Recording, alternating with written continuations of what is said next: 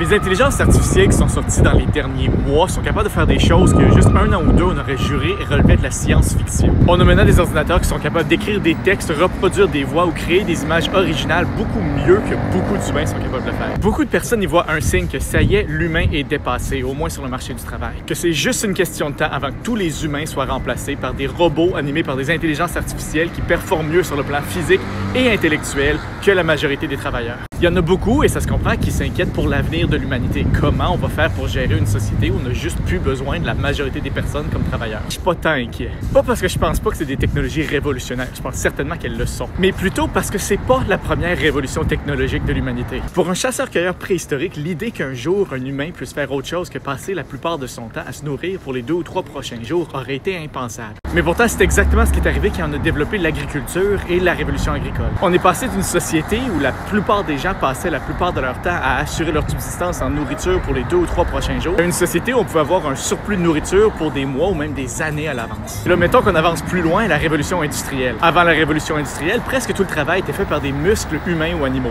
Le travail de la plupart des personnes, c'était de fournir une force musculaire à une activité quelconque, plus ou moins habilement. Mais de là, on a développé le moteur à vapeur et plein d'autres machines qui étaient capables à elles-mêmes de fournir la force de plusieurs centaines, voire milliers de personnes. Dans les deux cas, je constate 2 choses. La première, c'est que pour une personne avant la révolution technologique en question, ça aurait été impensable d'imaginer une société d'après la révolution. Puis la deuxième, c'est que dans chaque cas, les heures réellement travaillées en moyenne par humain a augmenté. Les révolutions technologiques passées, celles qui ont réellement bouleversé le cheminement de l'humanité, ont fait en sorte qu'on avait besoin de travailler plus, pas moins. Mais c'est une forme de travail qui était fondamentalement différente du travail qui avait lieu avant la révolution technologique. Maintenant, je reconnais, c'est pas parce que c'était le cas dans le passé que ça va nécessairement aussi être le cas avec la révolution de l'intelligence artificielle. Peut-être que cette révolution technologique-là va être différente et va réellement rendre les humains complètement dépassés. Mais si les révolutions technologiques passées sont une indication, ça me semble plus probable qu'on va encore plus avoir besoin de travail humain après. On n'est juste pas capable de concevoir pour l'instant la forme que ce travail-là va prendre. Mais moi, je suis très excité à voir comment ça se développe.